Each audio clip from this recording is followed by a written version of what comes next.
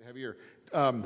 MarriedLife Live, if you've not been here, we are thrilled to have you here. My name is Jeff. It's my wife, Cathy, and I have the opportunity to be one of the pastors here on staff. And MarriedLife Live, why do we do it? Why do we have this kind of time? And I'll answer that in just a moment. I'm glad you asked. You know what? My wife and I, we've been married now. We're ahead of some of you and behind some of you. But we celebrated 24 years this month, actually. We're still in November. Yeah. So, Barely. yeah, I'm on it. Yeah, I'm on it. And you know what? We love each other. We love being married. Being married hasn't always, every single day, been easy. Can I get a witness? And it's okay to say okay, right? We can all say, yeah. Nobody. Great. All right. I'll stand alone. I'll raise my hand for all of it. But it's not always easy. Sometimes it's really easy. Sometimes it's easy. Sometimes it's challenging to be married. But we love one another, and we believe in the institution of marriage, and we believe in you, and we believe in your marriage. So our goal is to encourage you. The MarriedLife Live is, we get to meet some new people. I was talking with a friend this last week and how it's, even on weekends, we just up and down the halls, high five, shake your hand, give somebody a hug, out the door, you're gone. And then that was it. And so many of you, we still haven't even met here tonight. So it's nice to be able to come in, hang out a little bit, meet some new friends, connect with some old friends. So we want to be able to connect couples. We want to have some laughter, have some fun together, have a great time together, have some good food. Was the ice cream okay? Was the ice cream cake? Can you have any more of that? Because I didn't get a piece. There's a few. We'll bring I some think of that they put home. them back in the freezer. But, to hang out together, have some good food together. And then hopefully through the teaching, here at Point of Grace Church, we believe in Bible, in case you don't know. Maybe it's your first time here and you don't know, but we believe in Bible. And we believe that God's Word gives us absolute truth in every area of life. And we believe it gives us absolute truth in the area of marriage. So our goal now is to inspire you. All right, so our goal is that you would, if you have a broken marriage, that you leave here with hope that it could be mended. That you have a good marriage, it can go to great. And if you come in here tonight, we have a great marriage, that it'll climb to new levels. That's our hope for you tonight as you leave here. So I want you to leave here inspired and excited about your marriage, and then reaching out to other couples who are married to bring them to the next MarriedLife Live. So we're gonna do our best to share God's Word with you. And Kath, why don't you inspire us now? Okay. It's really all up to you. Okay, here I go. No pressure. You guys ready? Okay. I'll be over here. Okay. We are so excited to share with you guys tonight. And here's what we want to talk about tonight. I want to talk to you tonight about keeping the strife out of your relationship. Oof. Keeping the crisis out of your Christmas. Having a little bit more peace in your holiday. And I know we all need that. Probably one of the greatest opportunities that we have on a day-to-day basis for conflict in our lives is simply in dealing with our mates, because they're so different from us. We're all individuals. And when we get married, we bring our own set of issues, we bring our own backgrounds, we bring our personalities, and we bring our own temperaments. And since we're all individual, it's going to be different from each other. But where strife comes in is where you and I don't see eye to eye, where we don't have the same opinion. Maybe we approach things a little bit differently, but then I let that rub me the wrong way. I get a little bent out of shape, and that's where the strife comes into my relationship. But we need to learn to keep that kind of junk out of our relationships. It is so easy, and we know it's especially easy during the holidays, where we add to our already stress-filled, busy lives a little bit of traveling, a little bit of shopping, a little bit of eating and drinking, a few parties with people we maybe like or maybe don't like. We add some kids and their expectations and some car trips, and then we sprinkle in our in-laws, and we got a recipe. We got a recipe for a disastrous holiday season. I love my in-laws. That's right. Sometimes they're very good, right? Does them for about 3 days, and then after that, we need to 1 or 2 days. Did you tell that? You can tell that to your mom. We got to go hunting somewhere all alone. Yeah. But I have discovered that just because I don't see the things the same way as somebody else, that does not mean that I'm right and they're wrong. Let's take, for example, the way that Jeff and I approach giving a talk like this, giving a lesson like this. We haven't talked about this. No, this is... She's being extemporaneous now. This is not like her. Well, here I'm about to explain how. I'm a detail person. So if I'm going to prepare a lesson, first of all, I want to talk about it in depth. In depth. Discuss. Over and over. Then I want to write it out, word for word, exactly word. how I'm going to express it to you. Grammatically correct with the commas and everything. Yes, exactly. And then I even might need to practice saying it out loud over and over in the a bathroom. few times. Okay, in the bathroom. I'm glad you know I'm doing that. I hear you. Okay, and here's how Jeff does it. I'm like, where's the crazy person? Is that you, Lord? Like, That's coming me. down through the vents. I'm just talking, I'm preaching up there. It's Here's awesome. how Jeff does it. He likes to have a big highlighted of the main point he's going to say, maybe a few bullet points, and then he just likes to share from his heart. I actually have no idea what we're going to talk about tonight. I'm just waiting for her to prompt me, and then the Lord's just going to speak to me. So you might hear him give the same talk over and over, but each time it'll be a little bit different. But that doesn't mean the way that I do it is wrong and the way that he does it is right. That is true, That is true. honey. That's true. Sometimes it takes a mature person to just recognize that we are all different from each other. It takes a mature person not to get rubbed the wrong way. It takes a maturity not to start arguments and not to hold grudges, not to get bitter over things that are just different between us. And I don't have to tell you tonight that marriages left and right are being destroyed by strife over small things. It's so easy for us to just let a few cutting remarks in. Just talk a little bit sarcastically. Just be a little demeaning, be a little disrespectful. But over time, that is how strife gets in, and it wrecks our marriages. But we have to learn to get that kind of junk out of our relationships. And so that's what we're going to talk about tonight. We're going to look at what the Bible has to say about keeping peace in our homes. So we're going to look at Bible tonight, and we're going to go to the New Testament right now. It's the very beginning. It's the book of Matthew. So as you go to the New, you don't expect you to have your Bible here. I'm just letting you know where you're going. If you have one, kind of right in the middle. Just flip it open, kind of in the middle, Matthew. It's the first book of the Gospels, and we're going to, is that right? That's Yes. where I'm headed anyway. Yep. We'll see. The book of Matthew, chapter 5, verse 9, this is so good. Jesus says this. He says, "Blessed, you are blessed. Blessed are the peacemakers." It's a tough verse for me. Blessed are the peacemakers. One translation says, "Blessed are the makers and maintainers of peace." Blessed are the makers and the maintainers of peace. Notice that it's not enough just to have peace. We have to learn how to maintain peace. Cathy and I have to learn how to maintain peace over 24 years. We're just getting started. So we have to maintain peace over the next many years. Another 24, another 24, another 24. Not blessed are those who make and maintain peace. Now, here's the funny thing about marriage. Well, I think it's funny, is that now I'm going to give you a second to answer. This is not a trick question. I'm not going to set you up for anything. You're not going to get in trouble, Lord willing, with your mate. But I'm going to give you like 3 seconds to think about it. I'm not going to ask you to answer right away. So I'm going to ask you a question. I'm going to say 1, 2, 3. Then you raise your hand. But when you raise your hand, I want like a lunged hand. I don't want like a. I'm going to give you 3 seconds to think about it, and I want you to just surge your hand in the air after I ask you this question. Are you ready? Great. Okay. Good audience participation. All right. So here's my question, and I'm going to give you 3 seconds to answer. And if you don't answer, I'll actually walk up to you and interview you.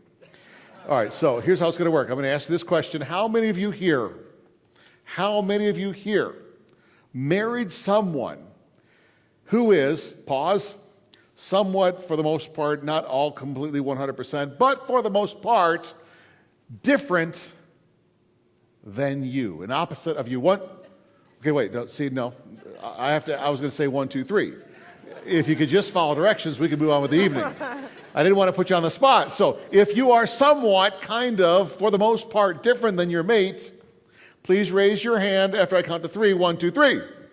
Yeah, then thank you for the quick lunge. I appreciate that from over here. See, what's funny, right, is that we totally dig on each other because we're different than each other. The challenge is working out the rest of our marriage because of our differences. So we love each other for these differences because it's so cool. Here's the reality is, we are very different. We have commonalities, but we're wired differently. We are very different. But together, her strengths, I believe this to be true, her strengths and my strengths combined mean we're much better together than we are apart. I know that I am much better with her than I am without her. And I mean that on a daily basis. I am better with her than without her. Completely dependent on, can I survive? Yeah, I can survive the day. But my life, and I am personally better because of her strengths. I have these weaknesses, and she has strengths to overcome those weaknesses. I have strengths that help her overcome her weaknesses. The challenge is trying to figure out how to work through those differences. So our goal here tonight is to talk about differences and how to work them through. Now, I don't know if you're anything like us, but we're about to fixing to find out here real quick. You may say,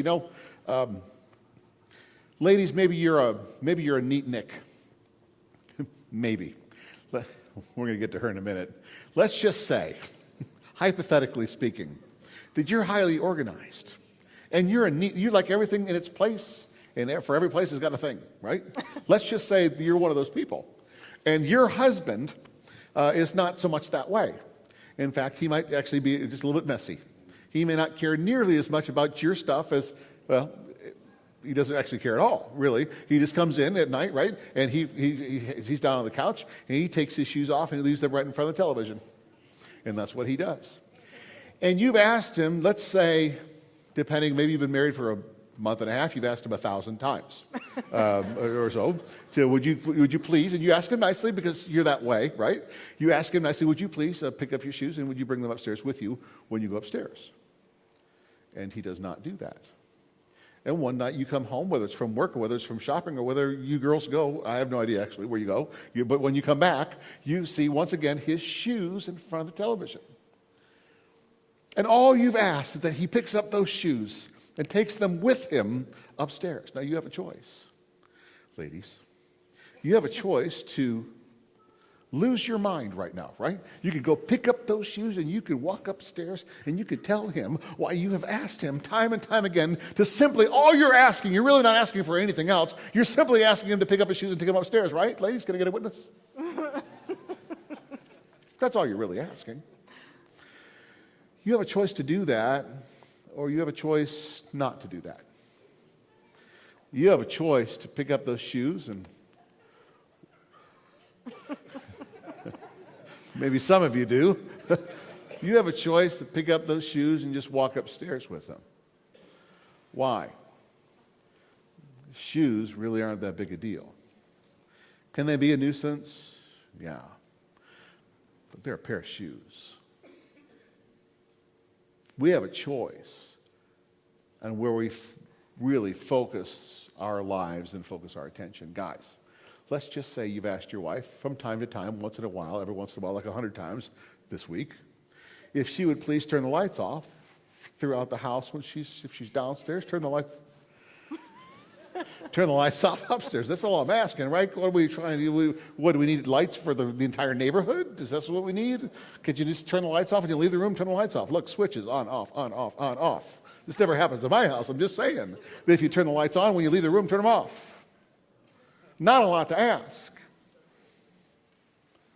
But is it... So we got shoes in the back. We've got lights right there in the middle of the room. So at least tonight we know how to pray for people. Now we have a choice, right? We focus on lights on and off because here's the reality, guys. You can go shut the lights off. Typically we need the exercise anyway. We have a choice. We can either badger our wives and harp on the smallest things or not. But what we've seen in so many marriages is this small drip. And the illustrations of the little drip of the water on the rock, after a while it carves out that divot in the rock. It's just true. It's what happens. And it's the same in our relationship. we find these little tiny areas, and we just dig away at them. Now, early in our marriage, we had little issues. Mostly we had issues, and from the littlest things, and we had to figure out how to work through those things. Mine was my big one. Are you ready? This is going to blow your mind. Yeah, this is the little inside scoop on me. I didn't like the bath mat getting wet.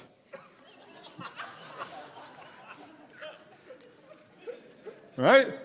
Now, it's not like I didn't like it.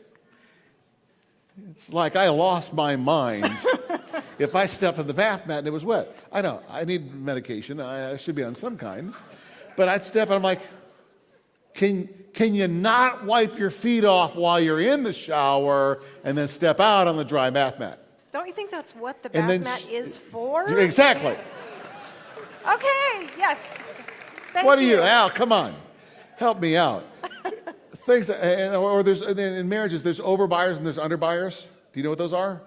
Overbuyer, underbuyer. I'm an overbuyer, she's an underbuyer. So my love language is like extra food. Because guys, can I get, I don't know, or women, someone help me. I mean, when you run out of something, you just want another one. I might be alone on this one, actually. Yeah, okay, take it, Jim. Well, here's the deal. If Cathy says, hey, go to the store and buy a can of baked beans, I come back with 4 cans of baked beans. Why? Because after you eat the can of baked beans, there's no more baked beans. Why would I have to go to the back of the store? I've got more baked beans. She'll buy enough for today. She'll buy enough for the week. One. We've worked through these differences. But you know what? We had to get to a point in our lives where I had to get to the point in my life when the bath mat it's a bath mat. It's over by, I know, it's fairly serious for some of us, but what is it going to shift the trajectory of our marriage? Where's the bat? Now, we're using little simple things, but you know what? I've found as I've sat with endless people over the years, it's the little things that mount up and up and up, and they're constant, and we pick and we pick and we pick at each other until we destroy our marriages. What do you think about that?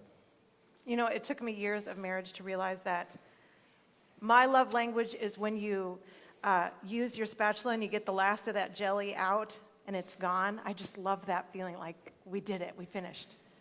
And I realized after we've been married about 10 years that Jeff's favorite moment is when I go, but we have another one. Yeah, I'm like, praise the Lord! She does love me.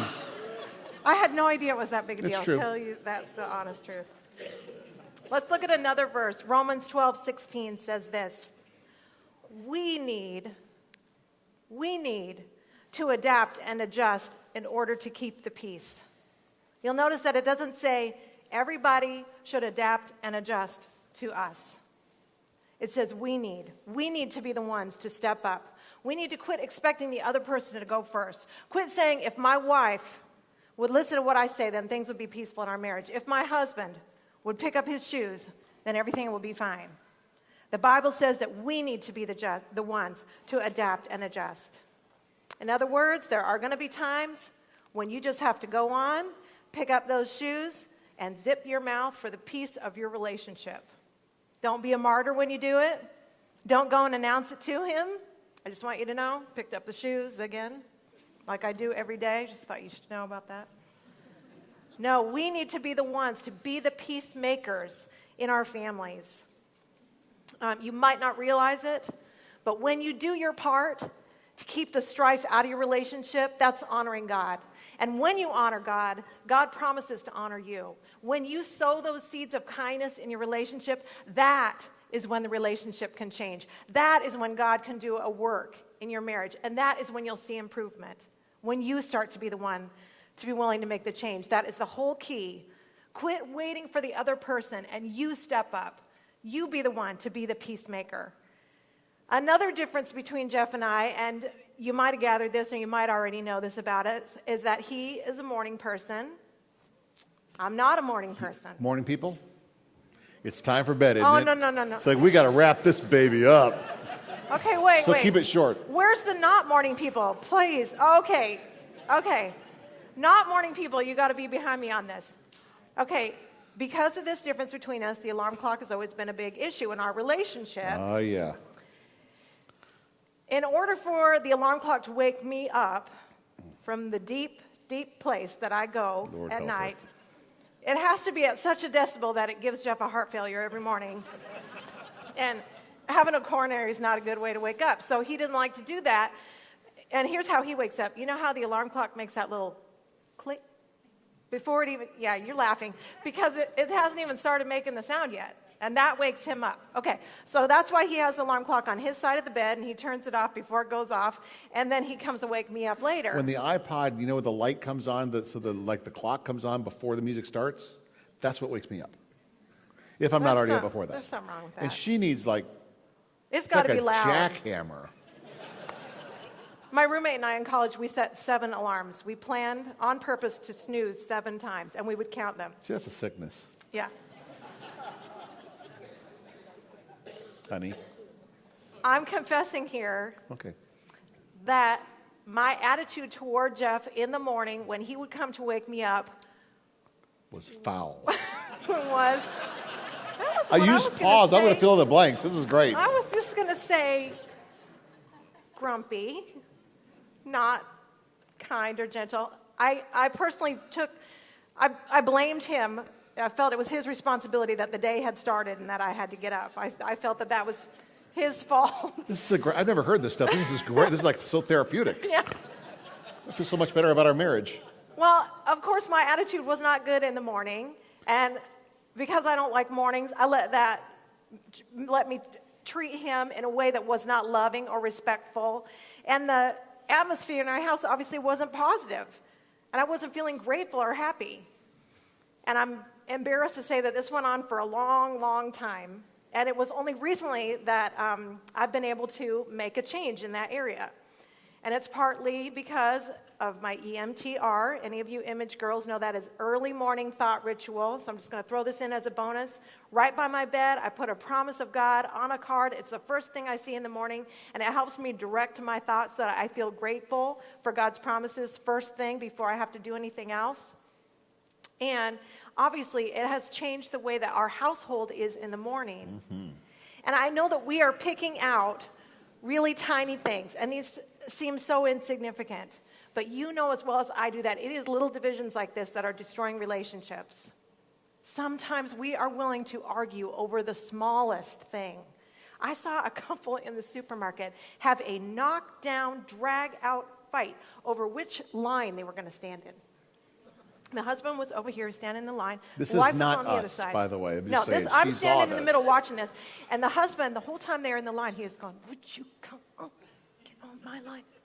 And she is not having none of it. She's standing over there with her cart. She's like, I am not, you come in my line. This is the line. I'm staying in this line. They waited in this line. I watched this whole thing happen. This man, even though she got up to the line first, she got to the cashier. He was so aggravated and he was so stubborn that he would not even come over and join her in the line. He walked right on through. He just marched through there. You know what causes that? That is pride. That is just him being selfish, wanting to prove a point. And unfortunately, so many of us are just waiting for our mate to make a mistake. We are just waiting one more time for them to lose something, for them to get there late, for them to forget, for them to goof it up so that we can tell them just one more time how they got it wrong, how they messed up. That is not the way to keep peace in your relationship. The difference between those lines couldn't have been more than 3 or 4 minutes. And you can't tell me that didn't wreck their whole afternoon. You can't imagine the tension that was going on between that couple. We have to be willing to let go of those small things. We know we have enough big issues to deal with. Don't we? We have enough big things that we have to deal with that we cannot afford to let strife come in like that. Let the enemy get a foothold. And what a shame that breaks down marriages, that we allow that to come in and take root and fester in us. We don't pay attention to it. Little by little, over time, it wrecks a relationship. And sometimes it just boils down to one question. And hear me when I say this. Jeff and I ask each other this all the time. Would you rather be happy? Would you rather be right? Do you have to always be right? Because if you do, you're not going to be happy. Mark chapter 3, verse 25. Jesus said, "A house divided will not stand." Another translation says, "A house divided is continually being brought to destruction and will not stand." It's that continually that we have to watch out for. It's that day after day after day at picking at each other. It's the day after day after day of sarcasm, of demeaning remarks, of judgmentalism. Sometimes I've heard people say, the husband and wife comes into counseling and says, what's the problem? He says, well, when we get into fights, she gets historical. Can I get a witness on that one? Remembers everything. When you get judgmental, you remember everything. Marriage can't withstand the constant picking away, and it happens all the time. You probably know some folks. You just watch them. Cathy and I were talking this week, and we have friends that we love, just absolutely love. For years, we just love them. And we just listen to them. They pick away and pick away and pick away at the smallest things that don't matter. They don't matter. It's that constant drop. Constant biting remarks. Under the breath. Those things that just want to take her down a peg or take him down a peg. And they build up over the years. It may not happen the first 6 months you're married. It may not happen the first year. But one day you'll find yourself alone and lonely. And then the sad thing is we actually think we can just leave the one that we're with and we'll just go find someone else that'll make us happy. And the problem with that is we're still there. We are still there going into that relationship. And we haven't dealt with it, and it travels with us. So often we get into a blame game. This is really about my husband. You say, this is really about my wife. What I'm asking you to do tonight, you, not your spouse, you tonight, is to be the peacemaker. I'm asking you to be the first one to say, I'm sorry. I apologize. Cathy and I have learned also along the way, and her mom has shared this several times. And I remember this, this several years ago. We were just talking about their marriage. They've been married for 50 years. And she said, over 50 years, she's crazy about her husband. She said, over the 50 years, she said, there were times that I just ended our conversation and I went downstairs and she sews. She said, I went down in my sewing room and that's all I did. And I didn't say anything about anything. She said, because I knew if I were to say something, it certainly wasn't going to help our situation. And there have been times in our marriage when I've finally, 24 years is a long time, but over time I've learned that, there are a whole lot of things that I don't need to say. At all. And I do not need to be right. I really don't. I want our marriage to thrive. And I don't need to be right all the time. I know, and like you, and a lot of guys, and there are women, I don't really get women still, even though I have a house full of them, but most of us guys, we just have this tendency to need to be right. There are some women like that. But I just have this need, but you know what? I don't need to be right. I need our marriage to thrive. And I want our family to thrive. So we're encouraging you tonight. Make the choices. Where will you focus your attention? We really want you to walk away tonight thinking about how you communicate with one another. How you talk with one another. Is it negative or are you building each other? Are you looking for the positive? Are you trying to build each other up? Or are you just constantly picking at each other? tearing each other down. And here's the thing. You can pick and pick and pick at each other, and you can literally end your marriage. I'm not sure which is more sad, the marriage that ends in divorce or the legal marriage that continues with no relationship. I've seen so many people married for 20, 30, 40, 50 years legally with no relationship because of the constant picking, constant tearing down, and there's simply no relationship any longer. So we want to finish up by just telling you two things. Number one, if any of this has been hitting home for you tonight, if any of this strikes a chord within you, we don't want to bring you down. We want to encourage you. But we are asking you to step up. Be willing to make the changes. Be willing to be the one to be the peacemaker. Be willing to adapt, to make peace within your home. But we want to stand with you too. We offer marriage mentoring, we offer counseling, and we want you to take advantage of those tools to make your marriage better. The second thing is, some of you grew up in a home that was like this, where everything you saw was arguing and fighting. Everything you saw was bitterness and tension. And I want to ask you to be the one to stop that negative cycle. You be the one to make the difference. You know your kids are watching you. You know your coworkers are watching you. They want to see what a real relationship is like. And you should be the one to show your kids what a real loving and respectful relationship is like. Some of you know tonight that you could change the whole atmosphere in your home if you would be willing to make some small changes and show honor and love and respect to the mate that God has put in your life. Let me give you just one bit of clarity and then two closing principles and we're done. Number one, what we're talking about are these little things that constantly build up. We're not asking you to ignore the big things. You may be here in a marriage tonight that's abusive. Now, we're not saying to run away from that marriage. I'm saying stay in that marriage, but be protected. I'm not saying to be physically abused. We're not talking about things like that. We're talking about that constant picking away. But there are two principles that we've chosen.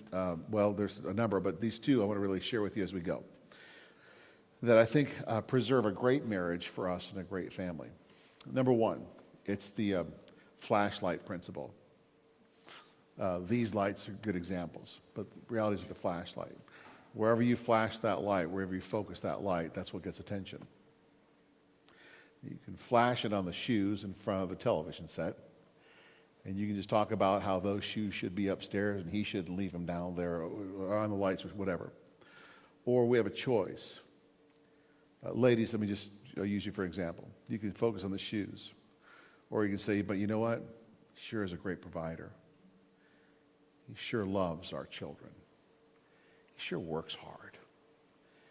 He sure loves me and provides for me, cares for me. He sure is gentle with me. And you can go down the list of, you have a choice. You can focus on the shoes. You can focus on the garbage. Or you can focus on what's great. Ben, you can do the same things. Yeah, you can focus on that switch, that light switch. You can do that, and you can nag her to death. But I'll tell you what, I don't know if you haven't figured this out. Do you know this? You cannot change your mate? If you don't know that, let me just tell you something. Hear me now. If you walk away with anything, please hear this. You cannot change your mate. You can nag them, but it won't do any good. But God can change your mate. God can change your mate. Typically that happens when you zip it. Right? When is she ever going to change? You know when she's going to change? When you stop nagging her. When's he ever going to change? You know when he's going to change? I'll guarantee you he'll start to change when you start harping on him. You stop harping on him. Bible talks about a nagging woman. It's better to live life up in an attic alone than in a house with a nagging woman. And I'll add this, or a nagging man. It's true. But God can change your mate. But I tell you what, we have the option to know where we're going to focus our attention. And the last thing is this. We have chosen to always believe the best in each other. Always. With every word that comes out of our mouth. I don't know about you, but sometimes I get tired and I get cranky. All right, so it's just me. It's just two of us, me and Mindy. All right, good.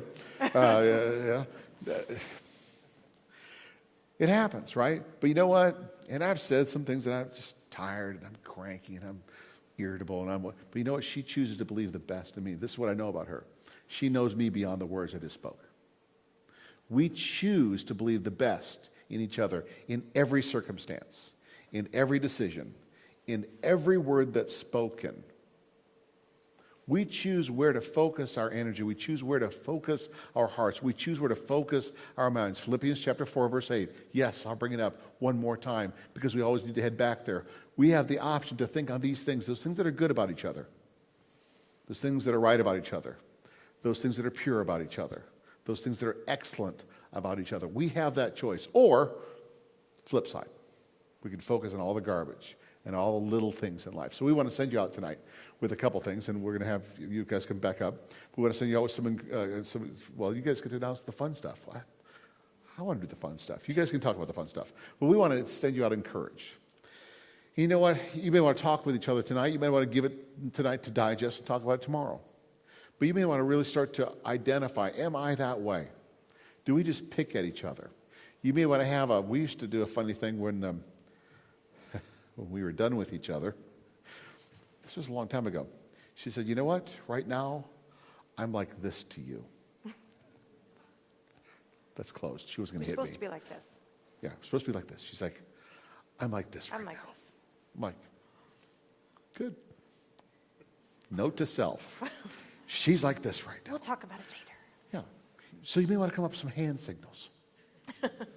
Right? Saying, I'm like this right I'm now. like this. However, you can laugh at us, that's okay. But you come up with a way to say, you know what? No, that's not the way we want to be with each other. We talk about that. Here's some ways we're not going to be with each other. We refuse it. Have that kind of dialogue together so that your marriage can thrive. Why don't you guys come back? Awesome. Thanks so much.